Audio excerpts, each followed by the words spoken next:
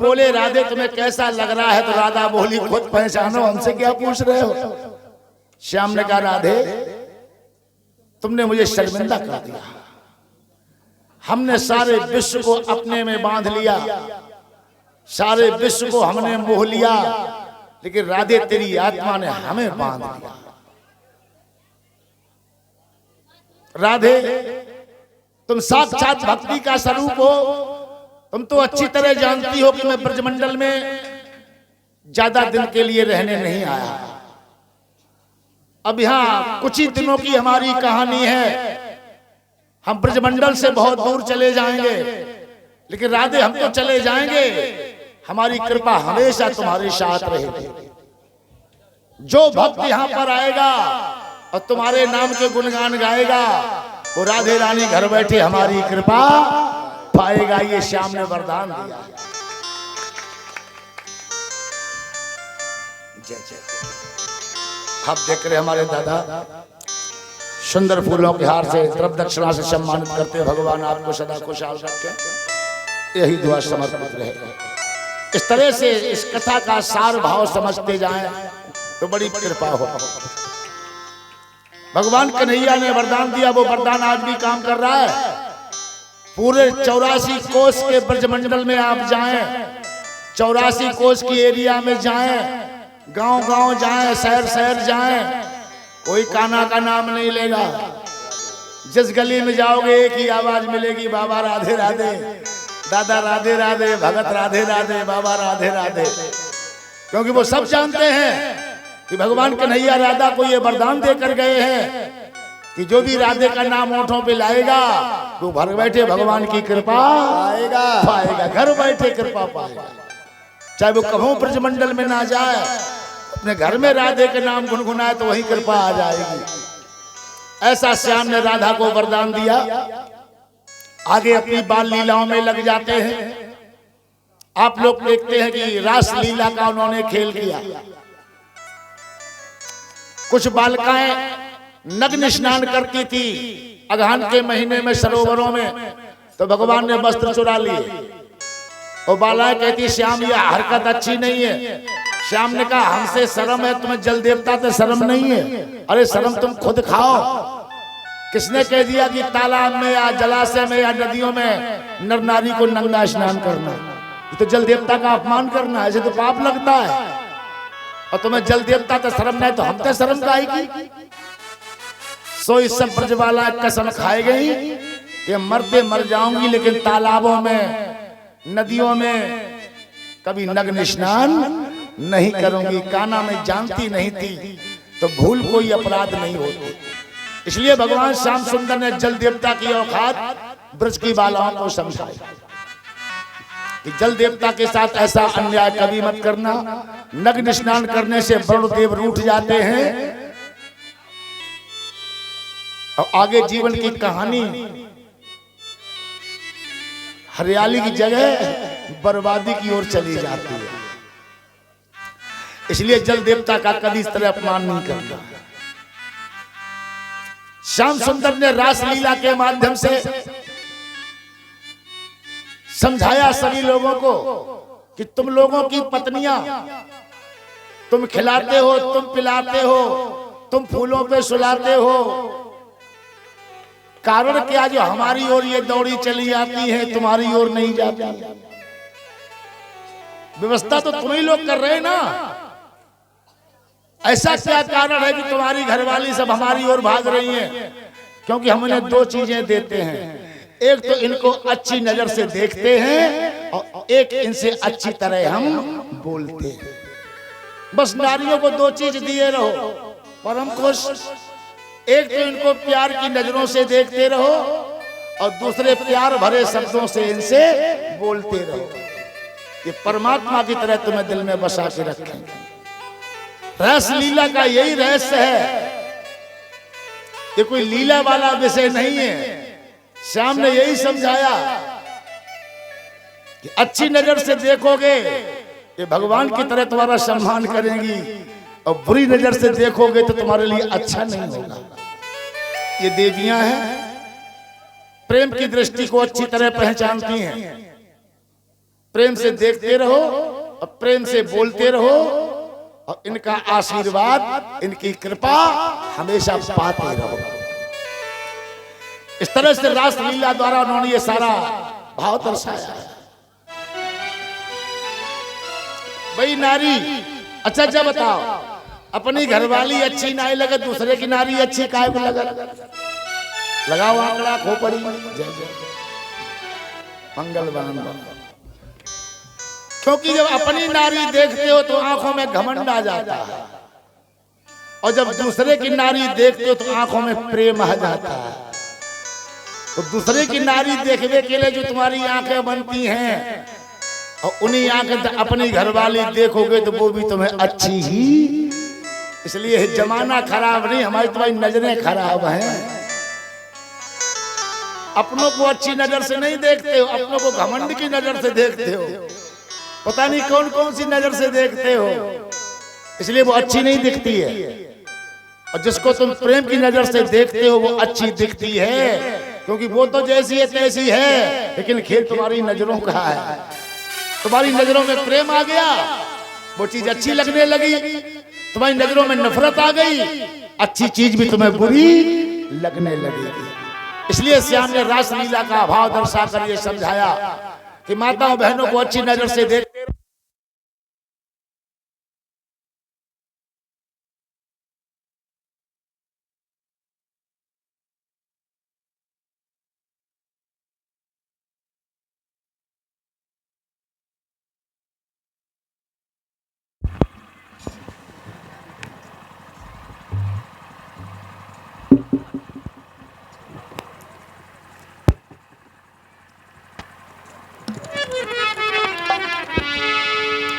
बोलिए आनंद कंद भगवान की जय हो। बोलिए सच्चे दरबार की जय हो। जय जय श्री राधे।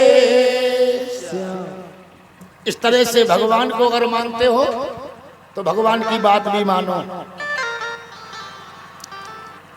हम तो कहते कथा सुनो, इस्तेमाल करो, फिर विश्वास करो। यार एक दिन करके देख ले, अपनी घरवाली को भी प्रेम की नजर से देख लो ना। बादना तुम्हें बड़ी अच्छी लगती, और आज बुरी काय को लग रही, क्योंकि बादना नजरें तुम्हारी कछु और आती। आज तुम्हारी आंखें कछु और हो गई। अगर उसी नजरों से देखोगे तो वैसी ही लगेगी, और नजरिया बदल दोगे तो बाकी शकल बदल। इसलिए ध्यान रखिएगा, कभी कभी नजरों से भी देखो। धीरे धीरे समय का चक्र चलता जा रहा है। भगवान श्याम सुंदर ने देखा कि गोकुल की बालाएं, वृंदावन की बालाएं, नंदगांव की बालाएं मना करने पर भी मथुरा में दूध दही बेचना बंद नहीं कर रहे। ऐसा करो, दिन दहाड़े इन्हें रोको। अब ये तभी रुकेंगे। अरे इन्हें शर्म नहीं लगती? लोग कहेंगे भगवान कन्हैया के वंशज हैं, हम इनके घर में पैदा हुए, हमारी बदनामी होती है। जब कंस के दुष्ट कर्मचारी इनसे गाली गलौज करते हैं, इनसे उल्टा सीधा बोलते हैं, तो बदनामी हमें लगती है ना। और ये लोग मानते नहीं। जब हमने कह दिया तुम्हारे घर में कोई हारी बीमारी नहीं आएगी, खाने पीने की कमी नहीं आएगी, अरे छोड़ो दूध दही बेचने वाला धंधा, लेकिन फिर भी नहीं मानते हैं। तो मनसुख, श्रीदामा, इन सभी ग्वाल वालों को साथ में लेके गोकुल और वृंदावन, मथुरा और वृंदावन के बीच में भगवान अपना पड़ाव डाल देते हैं। और जैसे चुपचाप ब्रजबालाएं दूध दही के मटका लेके निकली, भगवान कन्हैया ने कहा खड़ी हो जाओ, अब तो तुम्हें दिन दहाड़े रोकना पड़ेगा, ललकार फटकार के रोकना पड़ेगा, तब तुम लोग मानोगे, ऐसे नहीं मानोगे। ब्रजबाला कहने लगी कान्हा तू तो बड़े घराने को लड़का है, तेरी तो चल जाएगी, और हम गरीबों पर क्यों आफत डाल रहा है। अगर कंस को पता चल गया कि ब्रज की बालाएं दूध दही बेचने नहीं आती हैं, एक एक करके सबको जेल में ठुसवा देगा, हम लोगों को बेमौत मरवा देगा। इसलिए कान्हा तू तो बड़े घर का लड़का है भाई, तेरी बात अलग है, लेकिन हम गरीबों पर दया कर। श्रीदामा वगैरह सब बोले श्याम ये ब्रजबालाएं सही कह रही हैं। अगर कंस को पता चल गया ये ब्रजबालाएं जानबूझ के मथुरा में नहीं आती हैं, तो सबको जेल में डलवा देगा। श्याम ने कहा बात तो मैं भी समझ रहा हूं, ऐसो करो ब्रजबालाओं से कहा तुम लोग हमें गाली दो, हम तो उल्टा सीधा बोलो। और वे देखो कंस के कर्मचारी देख रहे हैं, ये सब कंस से जाके कहेंगे कि ब्रज की बालाएं तो मथुरा में आना चाहती हैं लेकिन नंद के लाडले उन्हें आने नहीं देते। बुराई हमें तो बढ़ेगी, बुराई हमसे है और बढ़ जाएगी, कोई चिंता नहीं, लेकिन तुम लोगों की आफत खत्म हो जाएगी। इसलिए मनसुख दादा खींच ले इसकी गगरिया। तो जो मनसुख दादा ने एक ब्रजबाला की गगरी सर से खींची, वो चिल्लाकर बोलने लगी ऐसी हरकत श्याम अच्छी नहीं होती, मैं कंस से जाके कहूंगी तुझे जेल में डलवा दूंगी, यशोदा से जाके कहूंगी तेरी पिटाई करवा दूंगी। ऐसे ब्रजबालाएं चिल्लाने लगी और कंस के कर्मचारी सब खड़े खड़े देख रहे हैं। ब्रजबाला कहती हैं श्याम जो बीच डगरिया तूने मेरी पकड़ी बहिया, कंस से बोल दूं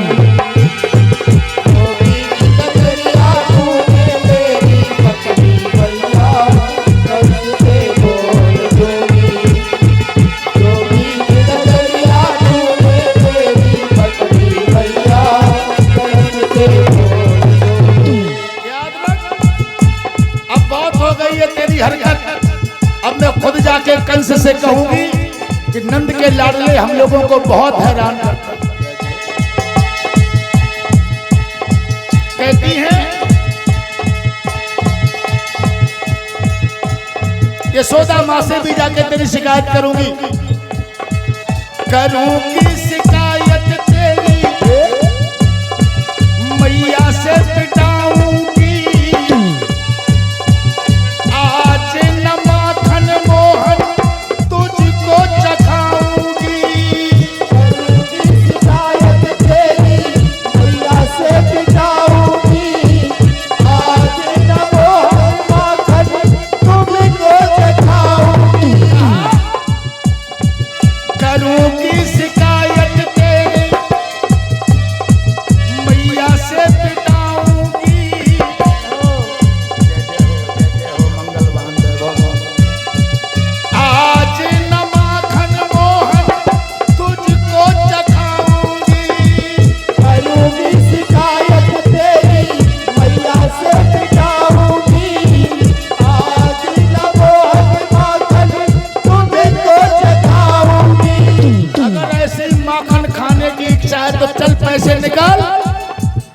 झपटी से खारा तो क्या खारा, वो लेके खात हो जाने।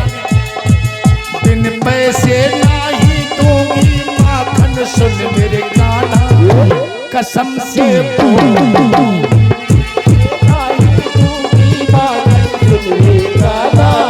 कसम से बोल दूंगी, बिन पैसे नहीं दूंगी माखन सुन मेरे काना, कसम से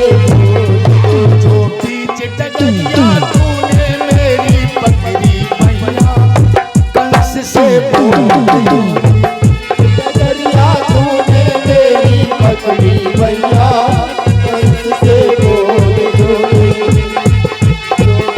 डगरिया तूने मेरी पकड़ी मैया, कंस से बोल। और ये भी कहूंगी कि तेरा लाला बड़ा ढीठ हो गया, बहु बेटियों के साथ हरकतें भी करने लगा। करते ठिठोली मोसो नयन जलावे, बालों को साथ लेते रास्ता घिरावे। करते ठिठोली मोसो नयन जलावे, बालों को साथ लेते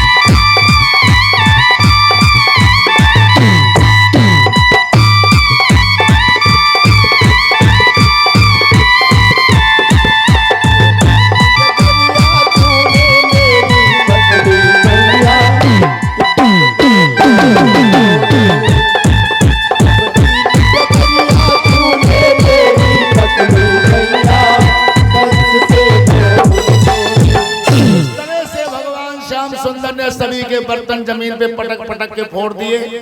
ब्रजबाला है उल्टा सीधा बोल के सब अपने घर आ जाती हैं। कंस के कर्मचारियों ने कंस से जाके कहा महाराज गजब हो गया, अब तो नंद के लाडले अपना नया रंग दिखा रहे हैं, हमारे सामने ब्रज की बालाओं को मथुरा में आने से रोक रहे हैं। कंस बोला भैया तुम करें तो करें का, हमारे तो खुद सब दम निकल गए, हर कोशिश नाकाम हो गई, हमें तो अपनी मौत का इंतजार है। अब वे जो कुछ करें तो उन्हें करन दो, क्योंकि उनकी आगे कोई पेश नहीं जा रही है। एक दिन महात्मा नारद कंस के दरबार में पहुंचे और कहा कंस श्याम और बलराम को मारना तो गुड़ियों का खेल है। कैसे बाबा?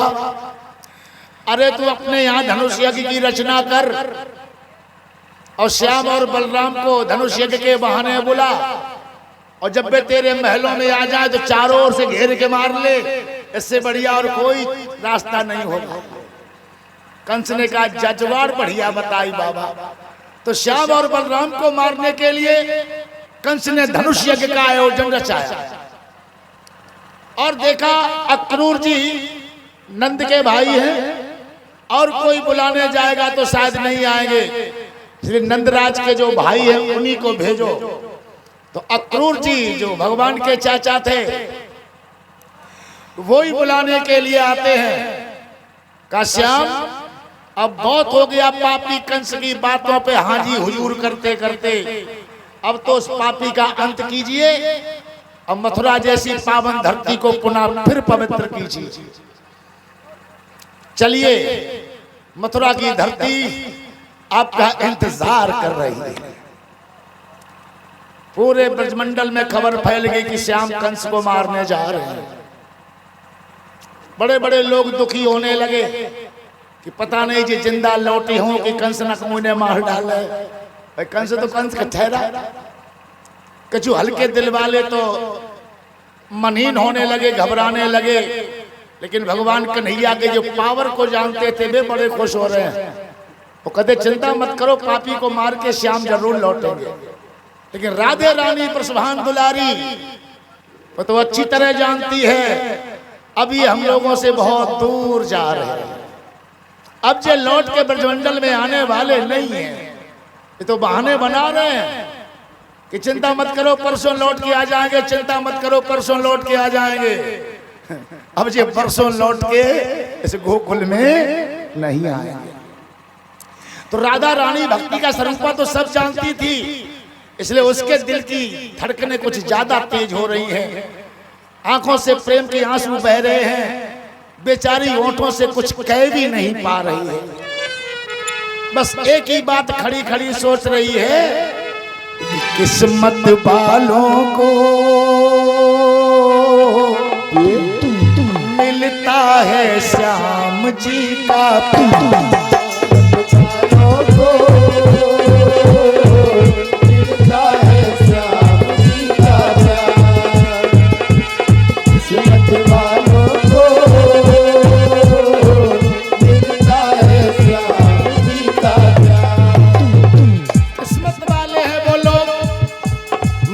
वाले हैं वो लोग जो भगवान की कृपा प्राप्त कर रहे हैं। किस्मत वालों को मिलता है श्याम जी का प्यार,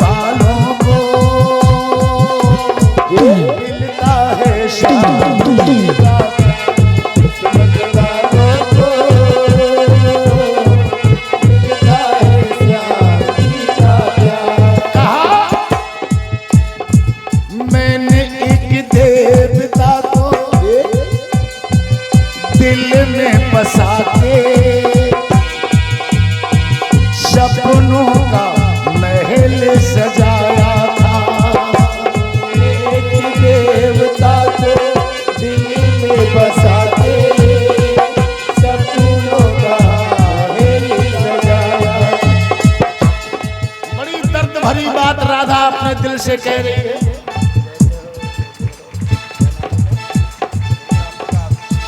और आप देख रहे हैं हमारे भैया श्री राम प्रकाश जी सुंदर नोटों के हार से द्रव्य दक्षिणा से हमको सम्मानित करते हैं।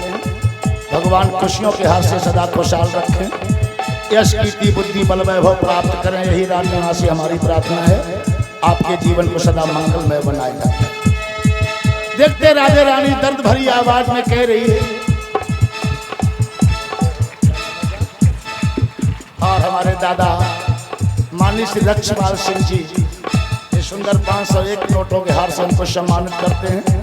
भगवान आपको सदा खुशहाल रखे, घर परिवार में मंगलों की बरसात हो, यही दुआ आपके लिए सदा सदा समर्पित रहे। रानी में हमेशा मेहरबान है।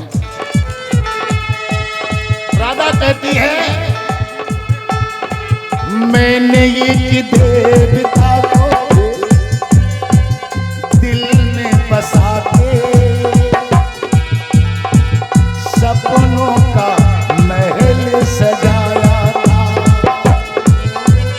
देवता को दिल में बसा के सपनों का महल सजाया था।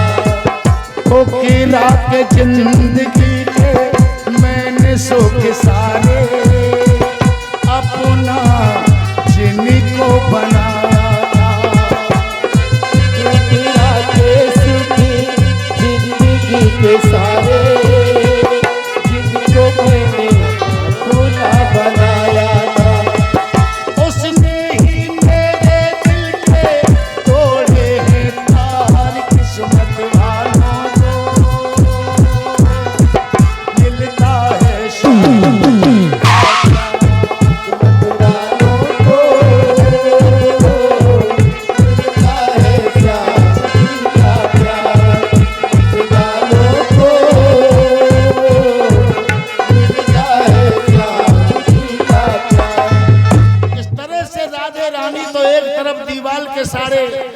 दीवाल के सहारे खड़ी खड़ी सिसक रही थी। आंखों से दर्द भरे आंसू बह रहे थे, दिल में भगवान की बड़े वेदना उठ रही। श्याम सुंदर सभी को समझाते हुए राधे रानी को देखते हैं, तुरंत रथ से उतर के जाते और कहते राधे तुम तो अच्छी तरह जानती हो कि ब्रजवासियों में वास करने के लिए नहीं आए हैं, हम दुनिया में बहुत कुछ करने के लिए आए हैं, अब हमें और भी कुछ करने का मौका दो। राधा कहती है श्याम इसी बात का तो दुख है, होगा कल से चांद भी होगा तारे भी होंगे, फूल चमन में खिलते भी होंगे, लेकिन मेरा दिल ना लगेगा, लेकिन मेरा दिल ना लगेगा, लेकिन मेरा दिल ना लगेगा। तुम तो अपनी बात कहते हो लेकिन मेरी बात को तो समझो। ये मथुरा भी रहेगी, गोकुल भी रहेगा, नंदगांव भी रहेगा, बरसाना भी रहेगा, ये सब कुछ चलता रहेगा श्याम, लेकिन हमारी हालात पर तो नजर डालिए। चांद भी होगा तारे भी होंगे, फूल चमन में खिलते भी होंगे, लेकिन मेरा दिल ना लगेगा, लेकिन मेरा दिल ना लगेगा, लेकिन मेरा दिल ना लगेगा। आएगी जब जब याद तुम्हारी, कौन सुनेगा दिल की हमारी, तू ही बता कोई कैसे जिएगा, तू ही बता कोई कैसे जिएगा, तू ही बता कोई कैसे जिएगा। क्या बात कही राधा ने।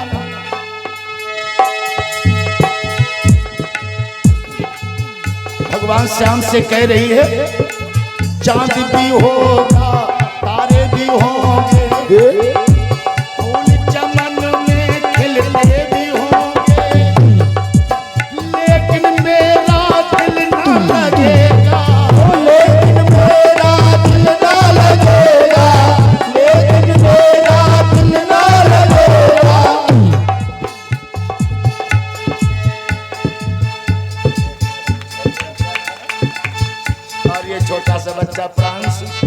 सुंदर फूलों के हार से सम्मानित करता भगवान विद्यावंती से जीवन की तमाम खुशियों से आपको खुशहाल रखें, यही दुआ सदा सदा सदा। देखते राधा कह रही है चांद भी होगा, तारे भी होंगे, फूल चमन में खिलते भी होंगे, लेकिन हमारा दिल न लगे। और ये छोटा सा बच्चा शिवा फूलों के हाथ से सम्मानित करता है। जोरदार तालियों से स्वागत करें सभी लोग। भगवान जय जय हो, हीरो वैभव हो। राधा कहती है श्याम आएगी जब जब याद तुम्हारी, कौन सुनेगा दिल की हमारी, तू ही बता कोई कैसे जिएगा, तू ही बता कोई कैसे जिएगा, तू ही बता कोई कैसे जिएगा।